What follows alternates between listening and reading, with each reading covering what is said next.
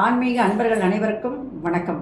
உங்களெல்லாம் இந்த ஆன்மீக சேனல் மூலியமாக சந்திக்கிறதுல நான் ரொம்பவும் சந்தோஷப்படுறேன். நாங்கள் போடுற வீடியோலாம் உங்களுக்கு பிடிச்சிருந்ததுன்னா நீங்கள் லைக் பண்ணுங்கள், ஷேர் பண்ணுங்கள். குளத்தூர் பாபா டேபிள் சேனலுக்கு நீங்கள் சப்ஸ்கிரைப் பண்ணுங்கள். நீங்கள்லாம் என்னோட வரும்பொழுது இன்னும் நிறைய விஷயங்களை நான் சொல்ல கடமைப்பட்டிருக்கேன். வாங்க இப்போ நம்ம வீடியோக்குள்ளே போகலாம். இன்னைக்கு ஆண்டாள் அருளிய 3வது பாடல், திருப்பாவை பாடல்லேருந்து பாடி அதற்கான விளக்கங்களை சொல்கிறேன். ஓங்கி உலகளந்த உத்தமர்த்தம் பேர் பாடி நாங்கள் நம் பாவிக்குச் சாற்று நீராடினாள். தீங்கின்றி நாடெல்லாம் திங்கள் மும்மாறி பெய்து ஓங்கு பெரும் சென்னலோடு கயலைகளை பூங்குவளை போதில் பொறிவண்டு கண்படுப்ப தேங்காதை புக்கிருந்து சீர்த்த முளைப்பற்றி வாங்க குடம் நிறைக்கும் வள்ளல் பெரும் பசுக்கள் நீங்காத செல்வம் நிறைந்தேலோ ரெம்பாவாய். இது பாடல். இந்த பாடல்ல வாமன அவதாரம், அந்த பாடல்ல மகாபலிய திருமால் எவ்வாறு அவனுடைய அழிவுக்கு காரணமாக இருந்தார் என்பதையும், அது மட்டும் இல்லாம அந்த ஆயர்பாடியினுடைய வளங்கள் எப்படிப்பட்டது அப்படிங்கிறத பத்தி அழகாக, மிக சிறப்பாக, இதை விட யாருமே சொல்ல முடியாது, அந்த அளவுக்கு அழகாக ஆண்டாள் விவரிச்சு கூறியிருக்காங்க. இதெல்லாம் கேட்கும்போது ஒவ்வொரு விஷயங்களையும் ஒரே அடியில இப்படி இந்த அம்மா சொன்னாங்க அப்படின்னு நமக்கே ஒரு ஆச்சரியமா தான் இருக்கு.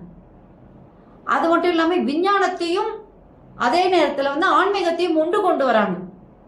அதுவும் வியப்புக்குரியதாக அமைகிறது. 3 அடி மண் கேட்டு வாமன அவதாரத்தில் வருகின்ற அந்த பெருமாளானவர்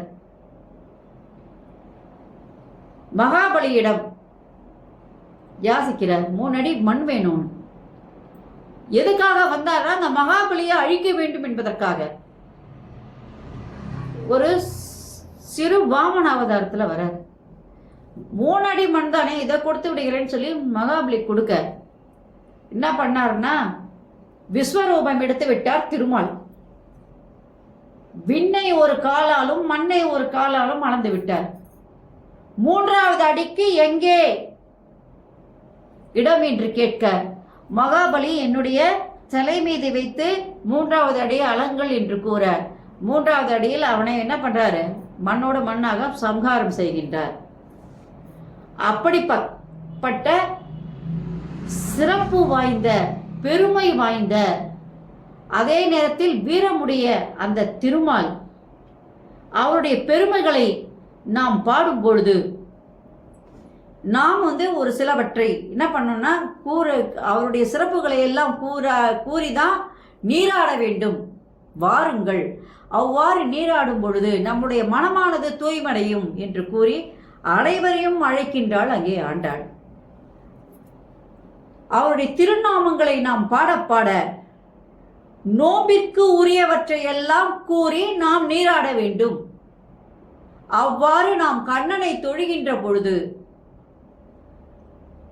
அவனுடைய அடி படுகின்ற போது, அதன் காரணத்தினால் இந்த உலகத்தில் விவசாயம் எல்லாம் பெருக, நல்ல விளைச்சலானது விளைந்து கொண்டிருக்க வேண்டும். விளைச்சல் பெருக வேண்டுமானால் மாதம் மும்மாறி பெய்ய வேண்டும். அதனால் அந்த செந்நீர் பயிர்கள் எல்லாம் எப்படின்னா ஓங்கி வளர்ந்திருக்கின்றதாம். அந்த ஓங்கி வளர்ந்த அந்த சென்னலானது பருத்து காணப்படுகின்றது. அந்த பயிர்களின் ஊடே என்ன இருக்குன்னா கயல் மீன்கள் எல்லாம் துள்ளி குதிக்குதான். ஏன்னா சேர் அவ்வளவு செழுமை வாய்ந்ததாக இருக்கு. அதுல இருக்க கயல் மீன்கள் துள்ளி துள்ளி துள்ளி குதிக்கின்றது. அது மட்டும் இல்லாம அந்த நீர்நிலைகளில் பூத்து குலுங்குகின்ற அந்த குவளை மலர்களானது எங்கும் என்ன பண்ணுது? அழகுக்கு அழகு ஊட்டக்கூடியதாக அமைகிறது. சேர் சகதியில அழகா செழிப்பா வளர்ந்திருக்கு அந்த குவளை மலர்கள். அந்த குவளை மலர்களில் இருக்கின்ற தேனை உரிவதற்காக புள்ளிகளை உடைய வண்டுகள் அங்கே ரீங்காரம் பாடிக்கொண்டு அந்த பூக்களை சுற்றி சுற்றி சுற்றி வருகிறதாம். அந்த சுற்றி வந்த பின்பு அந்த தேனை எல்லாம் குடித்து விட்டு அங்கேயே கண் உறங்கி விடுகிறதாம், மயங்கி உறங்கி விடுகிறதாம். அத்தகைய செல்வ வளமிக்க நாடு என்று அந்த ஆயர்பாடியை அழகாக விவரித்து கூறுகிறார். அது மட்டும் இல்லாம அங்கே மாட்டு தொழுவத்தில் கட்டப்பட்டுள்ள மாடுகள் எல்லாம் ஆயர்பாடி பெண்கள் எல்லாம் கொண்டு வருகின்ற அந்த குடங்களை எல்லாம் முழுவதுமாக பாலால் நிரப்பி விடுகிறதாம். பிறந்த குழந்தைகளுக்கு தாய்ப்பாலை தவிர பசுக்களின் பால் தான் அதுக்கு ஆகாரம், அதுதான் உணவு அதுங்களுக்கு. அப்போ அந்த தாய் பசுவானது எப்படிப்பட்டதுன்னா வள்ளல் தன்மை உடையது என்று அழகாக விவரித்து கூறுகிறார். அதனால வள்ளல் பெறும் பசுக்கள் என்று கூறுகிறார். இத்தகைய வளம் பொருந்திய இயற்கை செல்வம் மிகுந்த நாடு ஆயர்பாடி என்பது இப்பாடலினுடைய சிறப்பு. முதல் பாடலெல்லாம் சொல்லும்போது மாமனார மாமியார கண்ணனை பற்றி சொன்னாங்க. இப்போ கண்ணனினுடைய சிறப்புகளை சொல்லும்போது அந்த வாமனனை எவ்வாறு அழிவுபடுத்தினார், எவ்வாறு தன்னுடைய ஆற்றலினால் தன்னுடைய அறிவினால் எவ்வாறு அவனை சம்ஹாரம் செய்தார் அப்படின்றத சொல்லி, அதே நேரத்தில் அந்த ஆயர்பாடியினுடைய வளங்கள், தன்னுடைய கணவன் வீட்டுக்கு நம்ம போகிறோம்னு சொன்னால் அந்த வீட்டினுடைய அழகை பற்றி சொல்கிறதே பெண்களுக்கு பிடிக்காத ஒன்று. தன்னுடைய தாய் வீட்டை பற்றி சொன்னால் நிறைய சொல்லுவாங்க.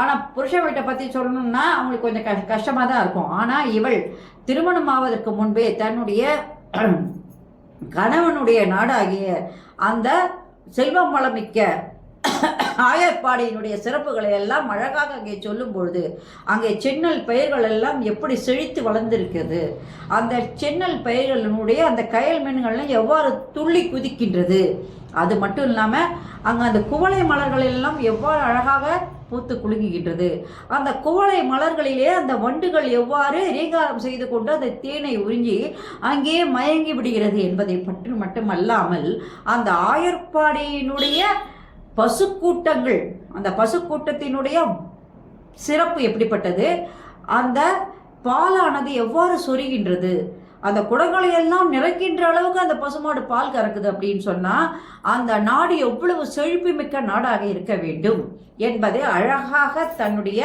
பாடலில் அந்தம்மா விவரித்து சொல்லியிருக்காங்க. அப்போ அந்த ஆயர்பாடி என்பது சாதாரணப்பட்டது இல்லை. ஆடு மாடு மேய்க்கிறவங்க சாதாரணப்பட்டவங்க இல்லை, எல்லாருமே என்னது பெரும் செல்வர்கள் தான், அனைவருமே கையெடுத்து கும்பிடக்கூடிய அளவுக்கு வள்ளல்கள் அவங்கெல்லாம் அப்படின்றதெல்லாம் அழகாக அந்த பாடலில் அந்த அம்மா எடுத்து சொல்லிடுச்சு.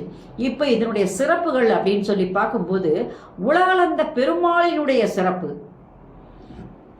விண்ணையும் மண்ணையும் அளந்த உலகளந்த பெருமானுடைய சிறப்பும், இறைவனை மனதார நினைத்து பாடும்போது வருகின்ற இன்பம், அதனால் ஏற்படுகின்ற நன்மைகள், மாதம் மும்மாறி பெய்து 3 காலமும் மழைகளால் பயிர் விளைச்சலானது எவ்வளவு செழிப்பு மிக்கதாக இருந்தது, அந்த சேற்று மீன்களினுடைய நிகழ்ச்சிகள் எவ்வாறு எகிரி குதிச்சு அது வருது அப்படின்னு சொன்னால் அது எவ்வளவு சிறப்பு மிக்கதாக இருந்தது, குவளை மலர்கள் எவ்வாறு அழகாக பூத்திருக்கு, அந்த வண்டுகளுடைய சிறப்புகள், இதையெல்லாம் சொல்லி பசுக்கள் எல்லாம் வள்ளல் பெரும் தன்மை உடைய பசுக்கள் என்பதையும் அழகாக சிறப்பாக இப்பாடலில் பாடியுள்ளார். இதில் ஒன்று மறைஞ்சிருக்கு, என்னன்னா வள்ளல் பசுக்களை சொல்லும் பொழுது அந்த பசுக்கள் கொடுக்கின்ற பால்களை எல்லாம் இந்த ஆயர்பாடி பெண்கள் பலருக்கும் கொடுத்து பலருடைய பசுக்களை அங்கே நினைக்கும் பொழுது தயிர் பால் மோர் வெண்ணெய் அப்படின்னு ஒன்றா நெய் அப்படின்னு சொல்லி எல்லாத்தையுமே மற்றவங்களுக்கு எடுத்து